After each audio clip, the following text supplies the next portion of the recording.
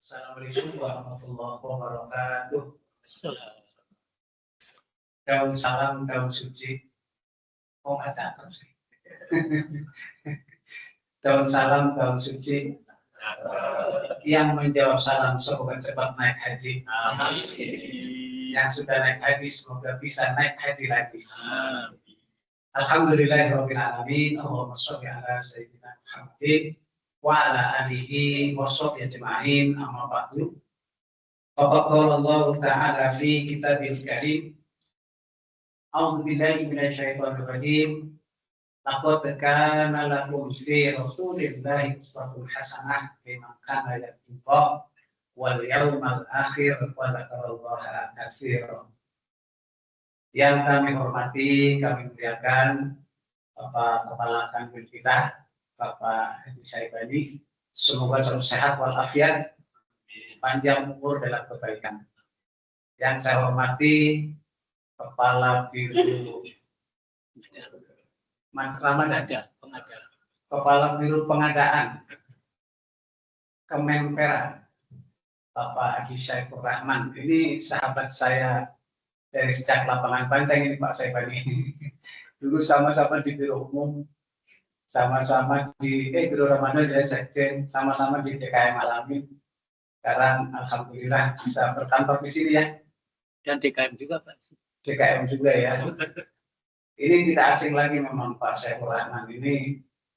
Insya Allah ahli masjid mudah-mudahan tambah makmur. Amin. Dan termasuk anak buahnya di sini Pak Syaifur Rahman. Biar tambah barokah. Masjidnya tambah makmur. Pak Langgeng yang saya hormati, kami muliakan, serta hadirin dan hadirat, hadirin yang ada di dalam, hadirin, hadirat yang ada di luar, hadir out ya.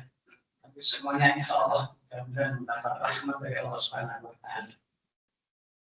Tema kita adalah meneladani akhlak Rasulullah SAW dalam membangun peradaban umat dan bangsa. Rasul yang menjadi rahmatan lil alamin. Jadi Rasul itu berbeda dengan Rasul-Rasul sebelumnya. Perbedaan pertama, Rasulullah Nabi Muhammad SAW itu adalah diutus untuk rahmat bagi alam semesta. Wa ma arsalnaka illa rahmatan lil alamin. Surat 21 Al-Anbiya ayat 107. Itu perbedaan. Kalau Rasul yang dulu itu diutus untuk kaum tertentu. Nabi Musa untuk kaum Bani Israel, terus kemudian Nabi Hud untuk kaum Ad, terus kemudian Nabi Syuaib untuk kaum Madian, terus kemudian Nabi Lut untuk kaum Sodom, Nabi Soleh untuk kaum Samud dan sebagainya. Tapi kalau Rasul khusus untuk seluruh umat manusia. Dan Rasul bertugas menjadi rahmat bagi alam semesta. Ini yang penting nanti untuk membangun peradaban. Kekhususan yang kedua, khosaisu risalati Muhammad Sallallahu Alaihi Wasallam adalah beliau itu khotamul anbiya wal mursalin, penutup nabi dan rasul. Jadi sudah nggak ada nabi lagi setelah Nabi Muhammad Sallallahu Alaihi Wasallam. Kalau ada ngaku-ngaku nabi itu berarti palsu. Contohnya Musodik dari Bogor, ya kan? Udah ditangkap itu, pas ditangkap diperiksa lama sekali itu, terus minum itu tuh. Dikasih pokar sweet apa ya? Nabi kekurangan ion. Terus ada lagi di Cirebon, ya itu namanya Tugimin. Nabi Tugimin Pak namanya. Akhirnya ketangkep juga. Ya Allah. Nabi itu kalau Nabi Muhammad kan resep ya. Sallallahu ala Muhammad. Wah, kan mantap gitu ya. Nah, kalau dikatakan Tugimin kan coba bingung. Sallallahu ala Tugimin. Jadi kurang resep gitu. Ya jadi kalau sekarang Bapak Ibu, ini warga DCPB khususnya, kalau ada yang ngaku-ngaku Nabi, pastikan itu Nabi palsu. Karena sudah tidak ada lagi Nabi setelah Nabi Muhammad SAW. Yang ketiga, kekhususan Nabi kita adalah bahwa beliau itu diutus untuk seluruh umat manusia. Jadi salah kalau ada yang mengatakan Nabi Muhammad itu Nabi umat Islam. Dalam surat Saba, surat 34 ayat 28 tegas Allah mengatakan Wa ma arsalnaka illa kafatal linnas basyira wa nadhira walakinna aksaron nasi la ya'lam. Dan tidaklah engkau ya Muhammad diutus kecuali untuk kafatal linnas, untuk seluruh manusia. Jadi muslim, non-muslim, pokoknya semua manusia. Basyira wa nadhira, memberi kabar gembira dan peringatan. Jadi Nabi itu, Nabi yang diutus untuk semua manusia, tugasnya memberi kabar gembira bagi orang-orang yang mau beriman kepada Allah, Tuhan pencipta alam, nadhira sebagai peringatan bagi orang yang ingkar kepada penciptanya, yaitu Allah Subhanahu wa Ta'ala. Maka hal demikian ditegaskan dalam Al-Quran, ya, walakinna aksaron nasi la ya'lamun, akan tetapi kebanyakan manusia tidak mengetahui. Jadi Nabi kita, Nabi yang terakhir, Nabi untuk siapa saja. Dan ayatnya pun ayat-ayat yang bersifat umum atau yang khusus. Contoh, ya ayyuhan nasu udu rabbakumul ladzi khalaqakum walladzina min qablikum la'allakum tattaqun. Ini satu ayat yang bisa menjadi hujah manusia yang menggunakan akalnya akan ketemu dengan Tuhannya. Jadi pas saya itu dipinta itu membawai seluruh agama.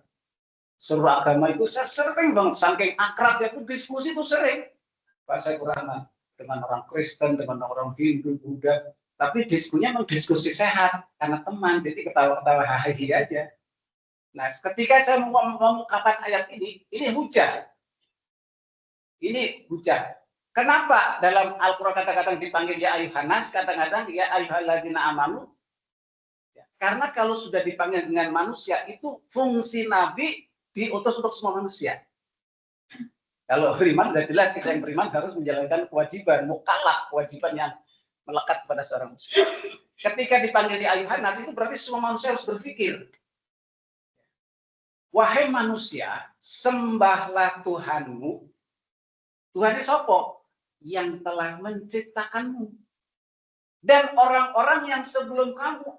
Sebelum kita kan manusia-manusia zaman dulu terus sampai Nabi Adam. Sebelum kita kan manusia pertama Nabi Adam. La'allakum tattaqun, supaya kamu tidak bertakwa. Saya tanya itu Pak, orang namanya teman Pak Marunisi Tompul.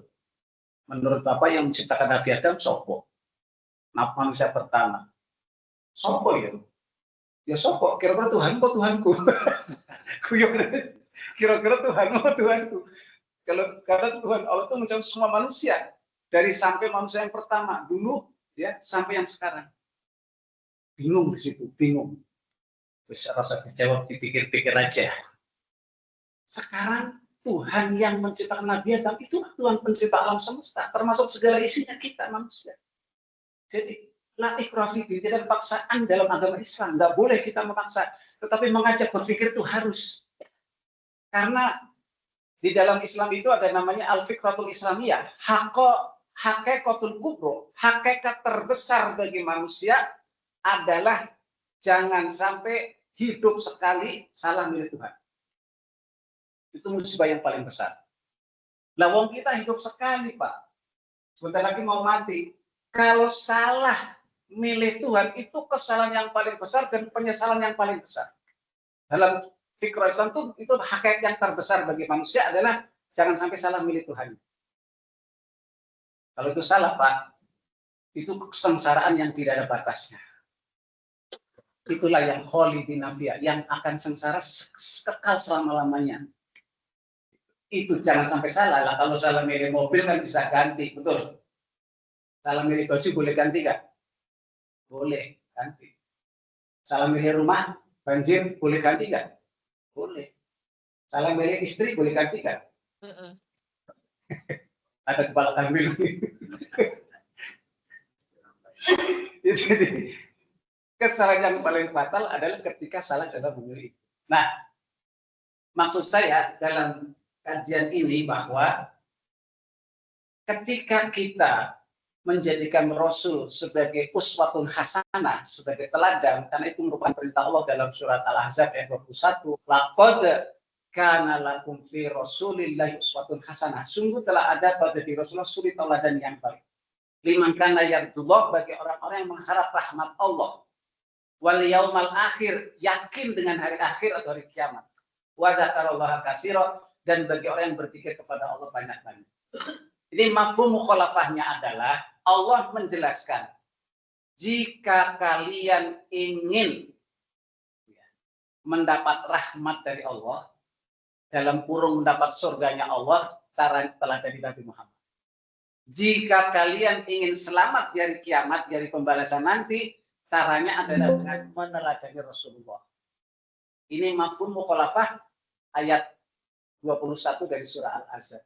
Jadi Rasul itu adalah suri teladan yang harus kita contoh dalam seluruh sendi kehidupan.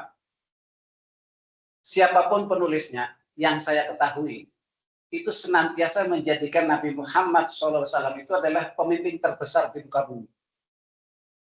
Arswendo Atmo Wiloto pernah menulis, ya Nabi Muhammad dijadikan nomor berapa? Nomor 20 ya? Nomor 20 ke berapa itu? Itu langsung mendapat hujatan dan akhirnya masuk tahanan.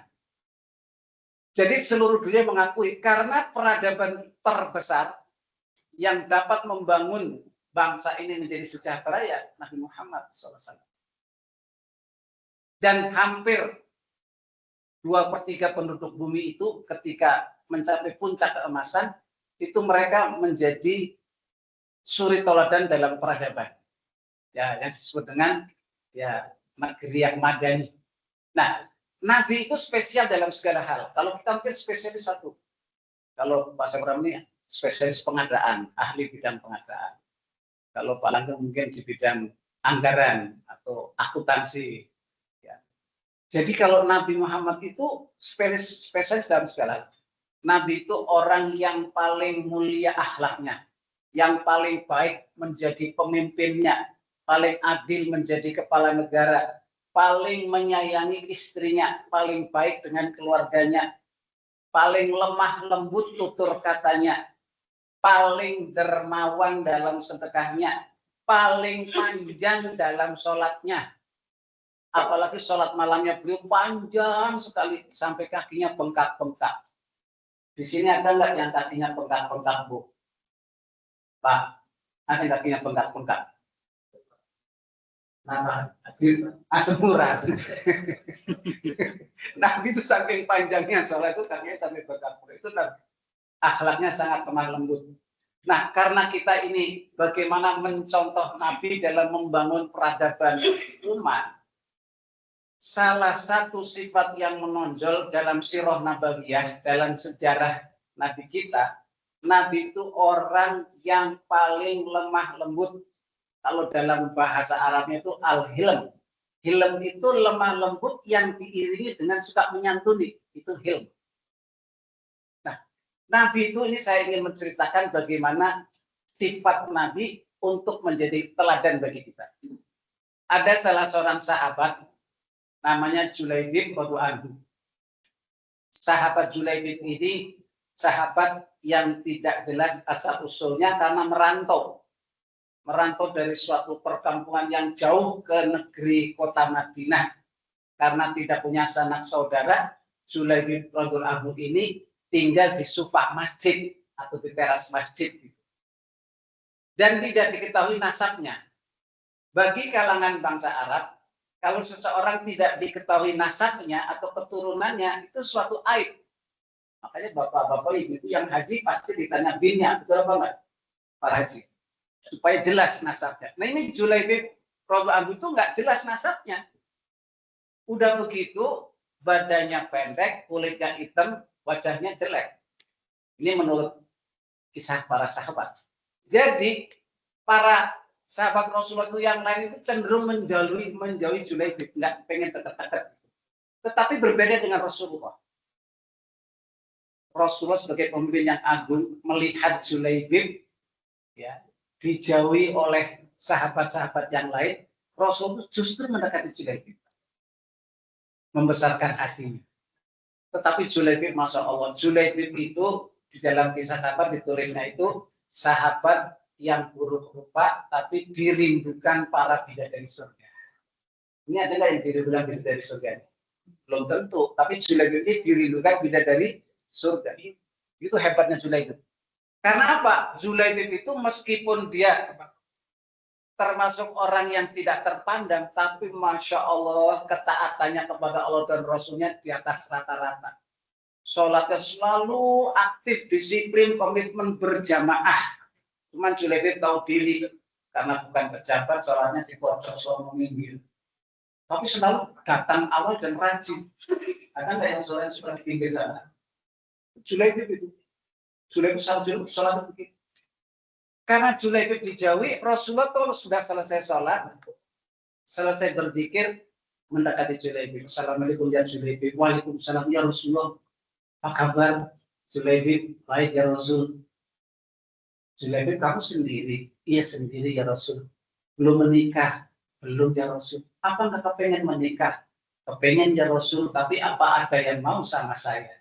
Ya udah sabar ya Julaibib. Iya ya Rasul. Rasul berlalu. Beberapa hari kemudian ditanya lagi, ya Julaibib, saya Rasul, kamu benar kepengen menikah? Ya kepengen ya Rasul. Ya udah kalau begitu kamu ikut saya. Digandeng Julaibib menuju rumah sahabat Ansor, tokoh dari kaum Ansor yang merupakan pedagang saudagar yang kaya raya. Rasulullah tahu memiliki putri yang solehah, udah cantik solehah. Bapaknya orang kaya, keturunan orang terhormat, kaya raya, cantik, solehah. Lengkap gak itu? Lengkap. Maka Rasul kemudian bersama Julaibib mendatangi kaum Ansor, terkejut. Ya, sahabat dari Ansor ini, ada apa ya Rasul? Ya maaf, saya kesini ingin melamar putrimu. Alhamdulillah ya Rasul, sungguh satu kehormatan ya Rasul. Tapi bukan untuk saya. Loh, untuk siapa ya Rasul? Ini untuk Julaibib. Itu kaget sahabat Ansor. Aduh ya Rasul. Untuk dia ya Rasul. Iya. Bagaimana diterima apa enggak? Aduh ya Rasul, saya bingung ya Rasul. Bingung bagaimana? Ya saya bingung, saya nggak bisa mutusin. Saya konsultasi dulu sama istri. Ya udah silakan. Masuk ke dalam. Bu, putri kita dilamar. Dilamar siapa Pak? Rasulullah. Alhamdulillah Pak. Tapi dilamar oleh Rasulullah, tapi untuk orang yang di sebelahnya. Mana? Tengok aja itu. Astagfirullahaladzim. Jangan Pak, jangan. Saya nggak setuju Pak. Prank, saya nggak setuju. Kalau istri udah ngomong prank, saya nggak setuju. Akhirnya ini malah paduton. Apa paduton? Berantem sendiri. Kelamaan Rasul manggil, Bapak Ibu sudahlah, mari kemari. Bagaimana? Apakah sudah bisa diputuskan? Bapak bagaimana? Saya bingung ya Rasul. Ibu, saya juga nggak tahu ya Rasul. Pusing saya. Ya udah, daripada Bapak Ibu bingung, panggil putri kalian. Wong yang menikahkan putrimu, biar dia sebenarnya menentukan setuju apa enggak. Ya udah setuju ya Rasul. Dipanggil putrinya. Ger, putriku ger sini, ger sini. Kalau nintikan jenromo halusnya, itu putri soleh itu kalau dipanggil halus Pak. Ger, kamu dilamar Rasul. Tapi untuk Julaibib itu yang ada di sebelahnya. Kamu mau apa enggak? Wahai ayah dan ibu, bukankah Allah telah berfirman dalam Al-Quran? Surah Al-Ahzab ayat 36. Wa ma kana lil mu'minin wala mu'minat idza qadallahu wa rasuluhu amran ay yakuna lahumul khiyaratu min amrihim wa may ya'sillaha wa rasulahu faqad dhalla dhalalan mubina. Dan sungguh tidak patut bagi laki-laki mukmin sebagaimana halnya ayah, wala mukminat, dan mukminah perempuan sebagaimana halnya ibunda dan juga anaknya. Idza qadallahu wa rasuluhu, apabila sudah ada ketetapan dari Allah dan Rasulnya, amron ayyakunu lahumul khiyaratu min amrihim, akan ada pilihan lain bagi mereka tentang segala urusan mereka. Wa may ya'sillaha wa rasulahu, dan barang siapa yang bermaksiat, ingkar kepada ketetapan Allah dan Rasulnya, faqad dhalla dhalalan bina, maka sungguh dia telah tersesat ke dalam kesesatan yang jelas. Ayah dan ibu, karena Rasulullah menetapkan Ananda dijodohkan dengan Julaibib, maka Ananda menerima Julaibib apapun adanya. Allah Akbar. Ada nggak wanita model begitu sekarang? Tampil di CTV ada nggak kira-kira? Kalau ada boleh dilamar. Buat anaknya Pak Saiful Rahman, jangan buat Pak Rahman. Buat kakak Kadul ya Mas. Kalau berani. Maka putri yang sami'na wa atokna, saya dengar taat apapun yang kata oleh Rasulnya. Ini wanita yang luar biasa. Itu Rasul sudah mendapat wahyu, ini wanita solehah. Maka kemudian nikah Julaibib dengan putri solehah tersebut. Dan di malam pertama, ketika mereka sang pengantin bertemu, Masya Allah, Julaibib itu senang Bang, serasa membumbung ke angkasa, awan biru, betapa indahnya dunia, mendapatkan seperti wanita bidadari dari surga. Ketika itu Julaibib betapa minder melihat tempat ruangan pengantin yang seperti istana, berlapiskan emas. Namanya orang kaya raya. Julaibib cuma takut minggir di pojok kasur.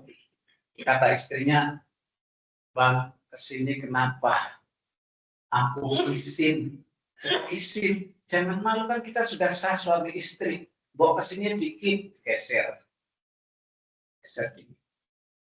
Ketika itu malam pertama dan kewajiban sebagai suami istri hampir dilaksanakan, tiba-tiba ada askar dari Rasulullah, prajurit yang diutus oleh Rasulullah untuk memanggil kaum muslimin laki-laki yang kuat supaya berkumpul di halaman Masjid Nabawi. Maka demi menerima panggilan itu, Julaibib pamit sama istrinya, istriku, kita tunda dulu. Ini Rasul memanggil. Ini kelihatannya ada masalah yang genting. Mungkin ada kesusahan atau masalah yang genting. Maka kemudian Julaibib datang dan pamitan kepada istrinya pun merelakan. Iya Bang, silahkan engkau penuhi panggilan Rasulullah Shallallahu Alaihi Wasallam. Maka kemudian ternyata betul ada sebuah misi jihad. Karena akan ada serangan musuh, maka mereka keluar kota Madinah untuk menjemput, dan pada siang hari terjadi pertempuran. Di sore hari ketika selesai pertempuran menjelang maghrib, maka Rasulullah inspeksi pasukan. Dan ketika inspeksi pasukan tidak dilihat Julaibib. Rasul bertanya, apa kalian melihat Julaibib? Saya tidak lihat ya Rasul. Kalian lihat Julaibib? Tidak lihat ya Rasul. Ayo kita cari. Dicari Julaibib kemana ini? Ternyata ada salah seorang prajurit yang teriak di pojok pinggir sana ada parit. Ya Rasulullah, mungkin ini Julaibib itu yang terjerembab di parit. Namanya paritnya hitam, Julaibib juga kulitnya hitam. Jadi orang pakai ketok, nggak begitu kelihatan. Benar, ketika itu Rasul sudah paham ini Julaibib yang bertubuh pendek, kulitnya hitam. Rasul turun sendiri ke parit, kemudian membalikkan badan Julaibib. Di pangku Julaibib di pangkuan Rasulullah sambil menangis. Rasulullah menangis. Ketika Rasulullah sedang menangis, tiba-tiba Rasul mendongak ke atas seraya tersenyum. Dan kemudian setelah itu melengoskan wajahnya ke sebelah kiri. Ini para sahabat yang mengerumuni menjadi heran. Ya Rasulullah, ada apa gerangan? Engkau menangis, tersenyum. Kemudian kau melengos ke sebelah kiri. Ada apa ya Rasul? Sesungguhnya aku melihat sesuatu yang tidak kalian lihat. Saya menangis karena kasihan dengan Julaibib. Dia baru saja menikah. Dan malam tadi seharusnya dia malam pertama. Tetapi karena kewajiban jihad di jalan Allah, dia meninggalkan kesenangan dunia. Dia ikut bersama-sama saya. Dan ketika saya sedang menangis, tiba-tiba saya lihat dari arah atas para bidadari menjemput Julaibib. Dan ketika turun ke bawah karena angin tersingkap ya salah satu betis bidadari sehingga saya melengos karena malu. Malu lihat betis bidadari itu Rasul. Kalau kita lihat betis bidadari gimana kira-kira? Pelotot. Maka kemudian Rasulullah Shallallahu Alaihi Wasallam memakamkan Julaibib, dimakamkan sebagai mestinya sebagai seorang syuhada. Dan setelah peristiwa kematian Julaibib, tidak lama kemudian putri saudagar yang solehah lagi cantik itu pun akhirnya mendapat jodohnya yang sekufu, yang seimbang. Putra seorang saudagar yang kaya raya, tampan dan cocok dengan putri saudagar yang soleh itu. Ibrah pelajaran yang bisa kita peroleh. Satu, Rasulullah sebagai pemimpin umat betul-betul memperhatikan rakyat jelata. Seperti Julaibib yang miskin, tak mampu, yang berupa jelek. Bahkan ketika sahabat menjauhnya, Rasul justru mencoba untuk mendekati. Inilah luar biasanya kepemimpinan Rasulullah yang di dalam sejarah dikatakan adalah sebagai pemimpin agung yang berhati mulia. Yang kedua, seseorang yang menerima takdir Allah, berprinsip kullu ma qadarallahu khair, semua yang ditakdirkan Allah itu baik, dan akhirnya terbukti wanita solehah tadi akhirnya mendapatkan takdirnya yang terbaik, dan itulah bahwa orang yang bertawakal kepada Allah, Allah akan memberikan ya rezeki dan jalan keluar yang tidak disangka. Jamaah sekalian, kepemimpinan Rasulullah bagi umat ini sungguh banyak inspirasi yang kita peroleh. Itu satu, sifat Rasulullah itu tidak memiliki sifat yang membeda-bedakan dengan satu dengan yang lain. Karena di dalam Islam, inna akramakum indallahi atqakum, sesungguhnya yang paling mulia di antara kalian adalah yang paling bertakwa. Saya cuma menyampaikan dua kisah saja. Sebagaimana kepemimpinan Rasul dalam membangun peradaban umat dan bangsa. Yang kedua, Rasul sebagai pemimpin tidak memiliki rasa benci dendam kepada orang lain. Ini hebat. Kalau mungkin kita sebagai manusiawi mungkin ya masih adalah rasa benci dan dendam. Satu, ketika Rasul berdakwah mengajak kebaikan kepada penduduk Taif itu melempari dengan batu dan mengatakan orang gila, tukang sihir dan sebagainya. Tetapi Rasulullah tidak memiliki dendam. Bahkan ketika malaikat ingin mengazab orang yang telah menghinakan Rasulnya, Rasulullah mencegah. Jangan mereka berbuat seperti itu karena mereka tidak tahu. Doakan mereka, penduduk Taif itu. Doakan mereka. Kalau mereka mendapat hidayah, niscaya mereka tidak berbuat seperti itu. Karena doa Rasulullah, sekarang penduduk Taif adalah merupakan syiar Islam yang paling hebat di dalam menyebarkan dakwah Islam. Yang kedua, Rasul mendapat tantangan kebencian yang luar biasa dari pamannya sendiri Abu Lahab.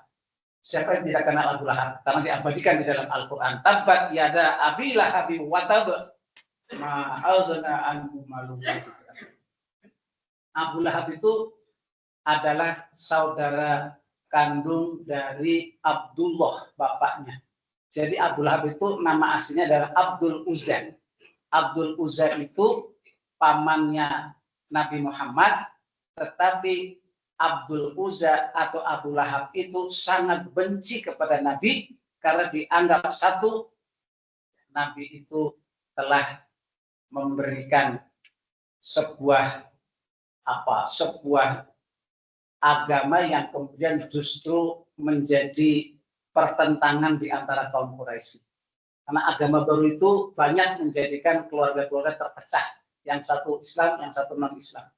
Nah, yang kedua, ya mengurangi kehormatan Abu Lahab. Jadi masalah kehormatan sebetulnya. Karena Abu Lahab itu tokoh, Abdul Uzza itu tokoh. Dengan ketokohan Nabi Muhammad, berarti tersaing. Ini persaingan antar tokoh itu hati-hati. Dapat menimbulkan kebencian dan dendam. Saking bencinya Abu Lahab, suatu hari Abu Lahab itu ingin membunuh Nabi, tetapi dengan cara yang licik, yaitu dengan para pengikutnya, dengan para gengnya membuat lubang di depan rumahnya. Jadi dalam kisahnya itu disebut sumur maut.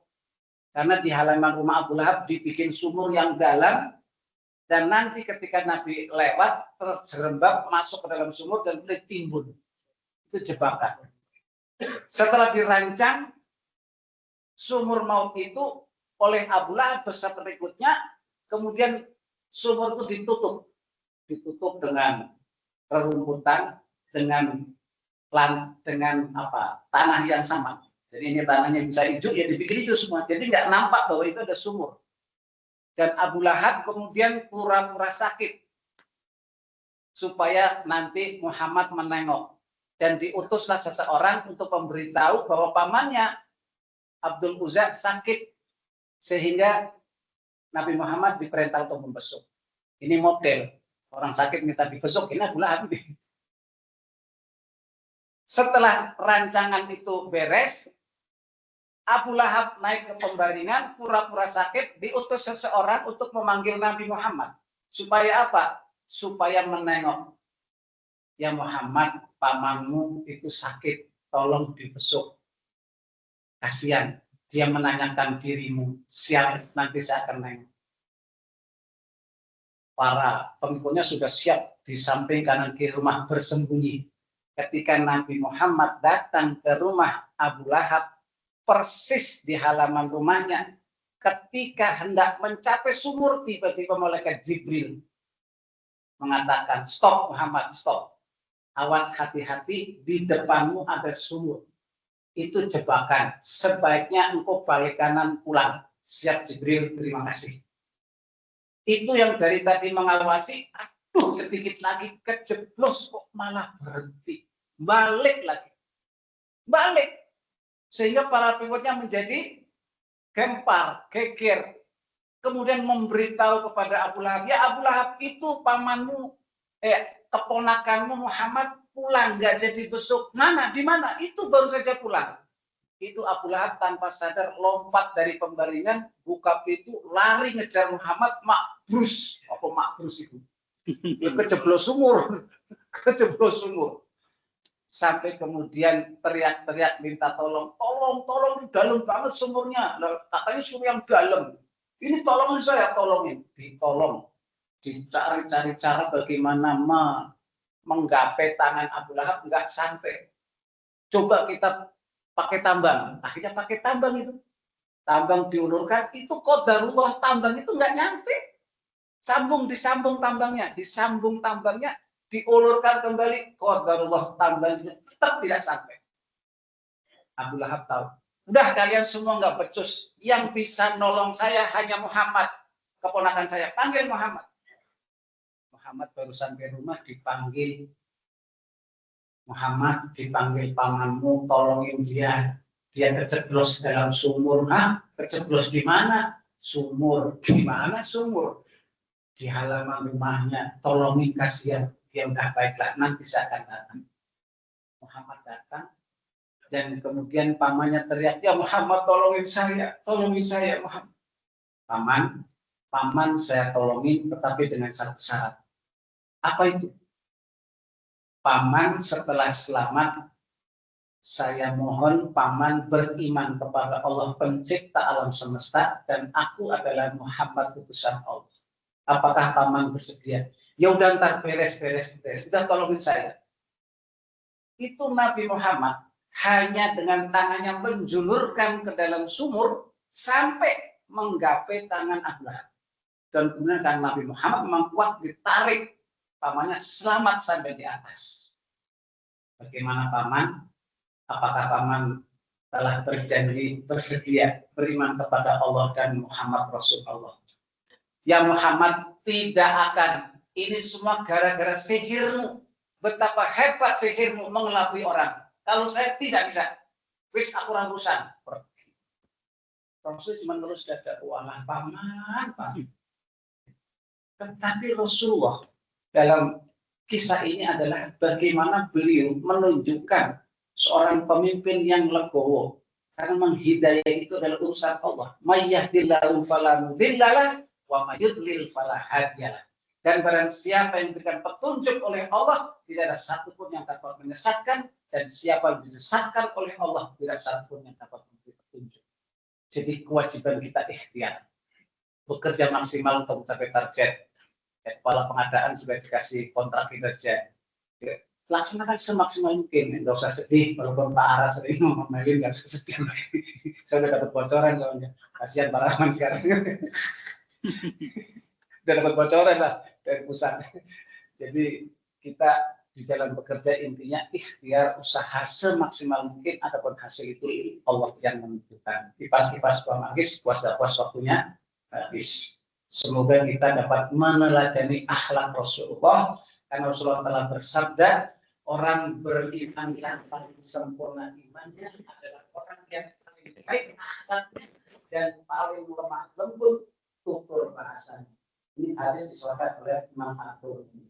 Semoga kita dapat meneladani kepemimpinan beliau, meneladani akhlak Rasulullah, sehingga kita pun insya Allah menjadi orang yang mulia dan telah berjumpa di surga Allah Subhanahu wa Ta'ala. Silakan para ada tanya jawab. Silakan Ibu sekalian, apabila ada yang ingin disampaikan. Pak Rahman disebut berkali-kali, tidak ada yang disampaikan, Pak.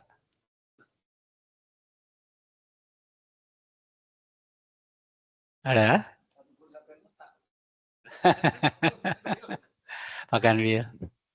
Bapak sekalian, ada yang disampaikan. Pak Rahman tadi mau disampaikan? Ada yang disampaikan? Ada? Ada? Berarti kalau nggak ada, Ibu-Ibu sekalian, Pak, artinya apa yang Bapak sampaikan sudah dikunyah, sudah dicerna, sudah didalami gitu, dirasa-rasa. Insya Allah nanti itu menjadi ilmu, dan kemudian ada kemauan dan dipraktekkan Pak untuk mencontoh Rasulullah. Akhir dari acara ini mohon diberikan doa Pak. Silakan. Baik, mari kita berdoa agar kita diberi kekuatan, kesabaran, dapat meneladani Rasulullah Shallallahu Alaihi Wasallam.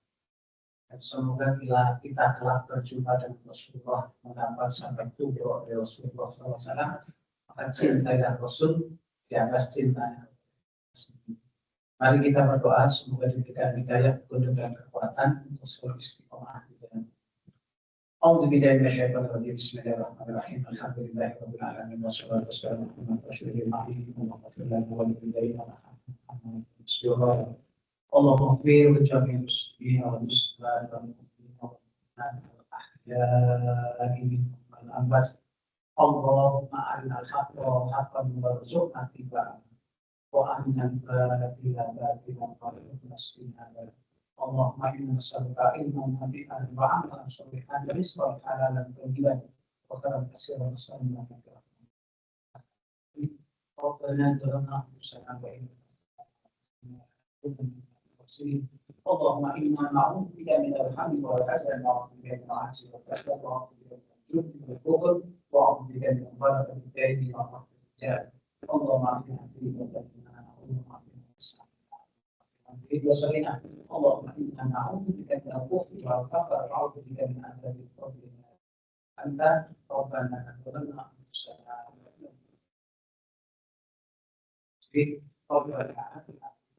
حسنة وفي الآخرة حسنة وصلى الله على سيدنا محمد وعلى آله وصحبه وسلم. سبحان الله وسلام على المرسلين والحمد لله رب العالمين.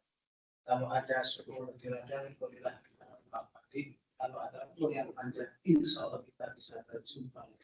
Guru Kirian, Guru Cendrawasih cukup sekian. Terima kasih. Wassalamualaikum warahmatullahi wabarakatuh. Waalaikumsalam.